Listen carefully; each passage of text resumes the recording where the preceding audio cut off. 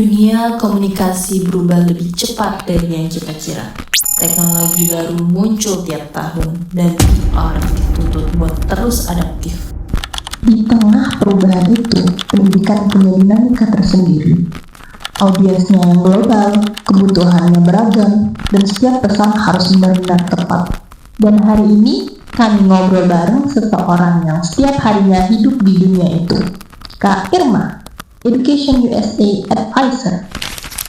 Assalamualaikum warahmatullahi wabarakatuh, Miss. Waalaikumsalam warahmatullahi wabarakatuh. Oke, untuk Kak Irma, terima kasih karena sudah mau menjadi narasumber kami untuk Project PR, yaitu mewawancarai seorang public relation attorney atau semacamnya. Mungkin untuk yang pertama-tama bisa ceritakan sedikit, kakak kan juga sebagai advisernya dari Edusa kan ya. Mungkin apa yang kakak kerjakan gitu, bagaimana? Baik, pertama-tama terima kasih sudah datang ke Education USA dan sudah menjadikan saya narasumber dari project kali ini. Ya, seperti yang sudah ditanyakan, Education USA adalah network di bawah US Embassy atau Kedutaan Amerika Serikat, yang mana tujuannya adalah membantu siapa saja yang mau melanjutkan studi ke Amerika dari S1 sampai S3. Seperti itu. Iya, jadi memang membantu mahasiswa yang mau ke negara lain gitu Kak ya. Betul, terutama ke Amerika Serikat. Terutama ke Amerika Serikat. Oh, bagus sekali, bagus sekali. Mungkin bisa saya keluar aja saya Kang Miss ya. Pasti bisa. Pertanyaan yang menarik sekali. Jadi menurut saya saat ini klien mau dan customer ya mau service yang cepat, akurat, dan sesuai dengan kebutuhan mereka. Yang mana setiap klien itu pasti punya kebutuhan yang berbeda-beda. Misalnya di Education USA, klien yang mau melanjutkan studi S1 tentu saja berbeda dengan dosen yang mau melanjutkan S3. Jadi sebagai PR, menurut saya kita harus peka dan sensitif dengan kebutuhan klien. Selain itu menurut saya PR yang baik juga akurat dengan informasi-informasi terkini serta sensitif sehingga punya skill interpersonal yang baik agar bisa memenuhi kebutuhan klien dan customer. Kalau di masa depan menurut saya karena ada AI juga ya sekarang, jadi kebutuhannya bisa lebih meningkat atau mungkin bisa lebih menurun. Nah, karena itu menurut saya sebagai PR yang baik kita harus sensitif dan tetap peka terhadap perkembangan teknologi. Nah, kalau menurut saya AI malahan bisa sangat membantu public relation atau PR ya. Misalnya untuk drafting atau mempelajari hal-hal dasar yang berhubungan dengan pekerjaan kita. Nah, seperti itu. Jadi, kita bisa menjawab dengan lebih cepat dan bisa memahami sesuatu dengan lebih cepat juga dengan bertanya atau belajar ke AI. Tapi tetap saja harus dicek ya, karena informasi dari AI itu tidak 100% dan tidak selamanya akurat. Selain itu, kita juga bisa menggunakan AI untuk proses data analis. Nah, jadi biasa PR menangani banyak klien yang backgroundnya berbeda-beda. Misalnya dari Education USA, dari satu event kita aja, kita bisa mendapatkan 10 pertanyaan yang berbeda, misalnya tentang studi di AS itu seperti apa, kurikulum di Amerika itu seperti apa, dan lain sebagainya. Nah, dari data yang kita dapatkan itu, kita bisa minta bantuan AI untuk memetakan misalnya jurusan-jurusan yang paling umum di bulan ini tuh apa. Nah, kalau di Kalimantan Timur sendiri nih Kak, cukup menarik nih. Nah, kebanyakan banyak yang tertarik di bidang STEM. Jadi sangat STEM. inline dengan program pemerintah saat ini. Nah, selain itu kalau khususnya di Kalimantan Timur lebih banyak yang tertarik pada teknik geologi atau teknik pertambangan misalnya. Nah, temuan baru kan? Nah, dari temuan tersebut dan dari peta yang kita misalnya dapatkan bersama AI atau tren yang kita lihat di AI atau kita buat melalui infografis menggunakan Gemini misalnya. Nah, kita bisa menentukan strategi atau pola komunikasi apa nih yang mau kita terapkan bersama klien kita. Misalnya kalau di Education USA mungkin kita bisa membuat program yang fokus pada bidang engineering atau fokus dalam bidang membantu jurusan STEM. Nah, seperti itu. Jadi kembali lagi ke pertanyaan kakak yang sebelumnya. Menurut saya ya bisa membantu misalnya dalam mendrafting dan juga dalam analisis data. Nah, ini adalah temuan yang sangat bagus nih Kak. Nah, menurut saya juga setuju. Jadi PR yang baik itu juga harus bisa mengolah data dan memahami data atau menjadi data analis dan juga communicator yang baik ya. Nah, seperti itu. Nah, jadi kita bisa melihat dari data yang sudah ada. Nah, kita bisa petakan nih kira-kira kebutuhannya seperti apa ke depannya.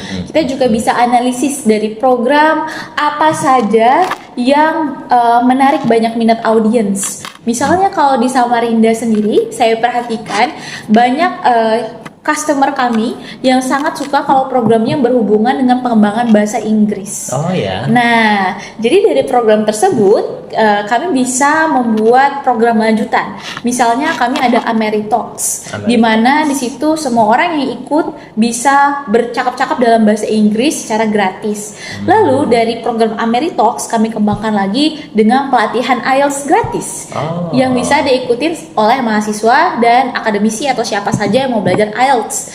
Nah, program terbaru kami lagi dari data yang kami temukan karena orang Samarinda suka belajar bahasa Inggris, kami berencana untuk membuat English Day, di mana dalam satu hari tersebut semua orang yang ada di Samarinda boleh datang menggunakan bahasa Inggris sambil bertanya apapun tentang studi di AS ataupun wilayah-wilayah universitasnya dan juga praktis bahasa Inggris mereka.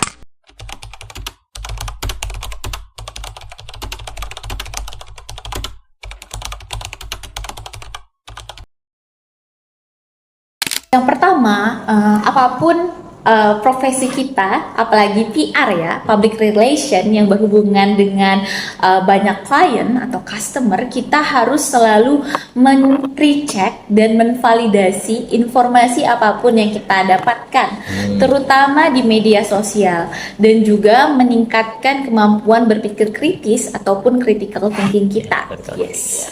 Nah, jadi kita harus setiap menemukan informasi, apapun informasi itu, kita harus merecek lagi. Kira-kira siapa yang memberikan informasi ini? Apa motif beliau dalam memberikan informasi ini? Dan kenapa beliau atau suatu pihak ini mengeluarkan effort yang begitu besar untuk memberikan informasi ini? Nah, jadi benar-benar kita harus kembali lagi ke main resource atau the most credible resource kita. Nah, kalau di Education USA kita punya komitmen menjadi the most credible resources yang nggak bias kayak gitu. Jadi semua informasi yang kita berikan mengenai studi di AS itu sudah terpercaya keluar dari sumber yang paling tepat, yaitu USG atau US Government dan juga Kedutaan Amerika Serikat, seperti itu. Jadi paling valid ya informasinya seperti itu. Dan juga mengedepankan critical thinking. Ya betul sih Miss. Memang di zaman-zaman sekarang tuh sangat mudah banget dapat informasi palsu gitu ya. Betul. Jadi kita sebagai mahasiswa, apalagi sebagai mahasiswa itu harus bisa mengolah yang mana informasi itu memang benar. Betul. Harus bisa mencari data-data yang mana itu benar tanpa melihat dari satu pandangan saja. Setuju. Itulah seperti yang Miss bilang tadi, critical thinking itu memang paling penting sih, apalagi kita sebagai mahasiswa Miss ya. Setuju sekali. Oke. Baik Miss, pertanyaan selanjutnya. Education USA itu kan audiensnya kan global dan sangat bermacam-macam Miss ya, sangat diverse gitu, dari mana-mana aja. Nah, menurut Miss, skill apa sih yang menurut Miss itu wajib dimiliki untuk PR profesional untuk bisa berkomunikasi lintas budaya di masa depan nanti? Oke, pertanyaan yang sangat bagus. Yang pertama tentu saja adaptable dengan perubahan zaman dan mungkin culturally sensitive ya. Jadi karena Education USA itu kami dan siapapun yang tergabung dalam jaringan internasional, biasanya kita bertemu dengan banyak klien ataupun banyak partner yang berasal dari kebudayaan yang berbeda. Kalau kami tentu saja sering bertemu dengan orang-orang Amerika, tapi tidak menutup kemungkinan juga bertemu dengan tim Education USA dari wilayah lain di Indonesia ataupun di dunia. Misalnya ada Education USA Taiwan atau Education USA Nigeria dan masih banyak lagi. yang punya kebudayaan berbeda-beda. Nah, karena itu kita harus adaptable dan selalu menghargai komunikasi yang baik ya, dan juga culturally sensitive dengan perbedaan yang ada, dengan culture yang berbeda. Kita harus selalu menghargai dan juga kita bisa menyesuaikan diri nih dengan pola komunikasi rekan-rekan kita. Jadi misalkan di suatu negara yang mungkin menghargai orang-orang ekstrovert dan komunikator, nah kita bisa lebih komunikatif. Mungkin kalau kita awalnya pemalu, kita bisa lebih mencoba berbicara gitu. Iya, betul sekali, mencoba berbicara lebih banyak. Nah, tapi kalau kebudayaan yang reserve, nah seperti di Indonesia yang sopan santun, mungkin kita bisa menyesuaikan pola komunikasi kita seperti itu, Kak. Iya, ya emang sih Miss. Apalagi dengan Indonesia ini yang mempunyai kebudayaan yang sangat bermacam-macam dan beragam-ragam itu, kayak jalan dikit pindah budaya gitu ya. Iya. Jadi memang sebagai PR itu kita harus bisa adapt. Yang adaptnya itu sangat sensitif lagi dengan budaya-budaya yang tidak kita tahu gitu Miss. Betul Ya. sekali. Oke Miss, baik.